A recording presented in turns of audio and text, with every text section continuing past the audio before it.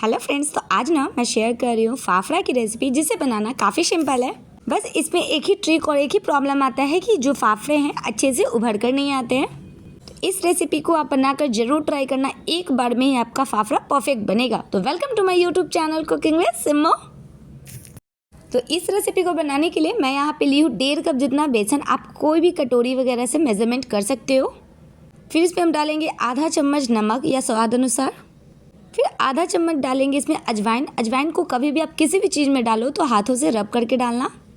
और आधा चम्मच हम डालेंगे बेकिंग सोडा और साथ में 2 चम्मच ऑयल भी ऐड करेंगे। तो फिर ऑयल को ना पूरे बेसन में अच्छे से मिक्स कर लेंगे। मिक्स करने के बाद देखो आप इस तरीके का मुट्ठी बनता है, तो ये बिल्कुल परफेक्ट है। तो अब ना हम थोड़ा सा पानी डालकर इसका डो रेडी करेंगे। ध्यान दीजिएगा कि बेसन में जो है ना पानी बहुत ही कम लगता है, तो बहुत ही धीरे धीरे पानी डालना। तो पानी के साथ गूंथने के बाद इसे एक डो फॉर्म में रेडी करेंगे। और ये देखो हाथ में बहुत चिपकता है, तो बिल्कुल इस तरीके से हमें बनाना है डो। फिर उसके बाद 1 चम्मच ऑयल लगाकर इसे मिक्स कर देंगे, ताकि ये जो हाथ में है ना नहीं चिपके। जब आप बिना ऑयल का करते हो तो हाथ में बहुत ज़्यादा चिपकता है बेसन। और सबसे इम्पॉर्टेंट टिप्स जो है कि इसे मसलना बहुत ज़रूरी है। तो आप इस तरीके से लगभग 5 मिनट तक आप मैश करोगे, तभी आपके फाफड़ा जो है परफेक्ट बनेगा। और मैश करने के बाद ना मैं 10 मिनट के लिए रेस्ट पे रखी थी। फिर अगेन थोड़ा सा इसे हम इस तरीके से मैश करेंगे। और ये देखो अब जाकर बेसन जो है एकदम सॉफ्ट बनकर आया है। और फाफड़ा के लिए रेडी हुआ है या नहीं, इस तरीके से हम चेक करेंगे। तो हम इस तरीके से ना बेसन को तोड़ कर देखेंगे, तो ये एकदम जल्दी सा टूट जा रहा है। तो हमें इसे नीड करने की और ज़रूरत है।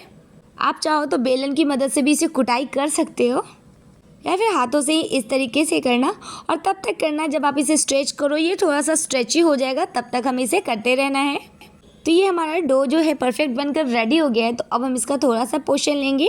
ज़्यादा बड़ा पोर्शन नहीं लेना है। बॉल का शेप में बनाने के बाद हम सरफेस पे रखेंगे और अपने हाथों की तरंथी की मदद से इस तरीके से आगे की ओर खींचेंगे।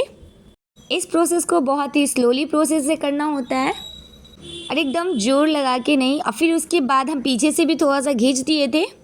तो ये फाफड़ा तो हो गया, तो अब हमें इसे सरफेस से निकालना है। ये बहुत ज़्यादा ट्रिकी होता है, तो आप कोई भी शार्प नाइफ लेना और बिल्कुल इस तरीके से आप एक झटके में उठा लेना।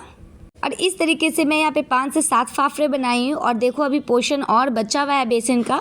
हमें ऐसा नहीं करना है कि एक बार फाफड़ा को बनाने के बाद एक बार फ्राई करना है, ऐसे नहीं करना है। हमें थोड़े से फाफड़ा बनाने के बाद फ्राई करने के बाद फिर से बनाएंगे। तो यहाँ पे मैंने कुछ फाफड़े को अब कढ़ाई में डाल देंगे। आपका जितना बड़ा कढ़ाई है उतना बड़ा ही फाफड़ा बनाना, नहीं तो फिर मेरे जैसा तोड़कर आपको यूज़ करना पड़ेगा। और ये कढ़ाई में जाते के साथ बहुत जल्दी ये खिलने लगता है। आप देख रहे होगे कि हमारे फाफड़े में जो है बबल्स भी आए हैं। तो यही निशानी है कि आपका फाफड़ा जो है एकदम परफेक्ट बना है। और इसे अलट पलट कर क्रिस्पी होने तक फ्राई कर लेंगे।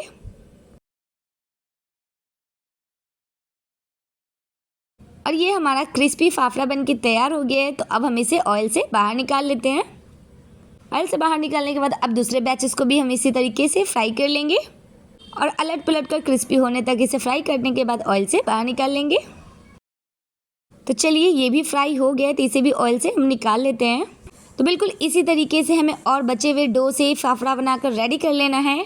तो ये गुजरात स्पेशल फाफड़ा बनके तैयार हो गया है। आप लोग कमेंट करके बताना कि आप लोग इस रेसिपी को कहाँ से देख रहे हो।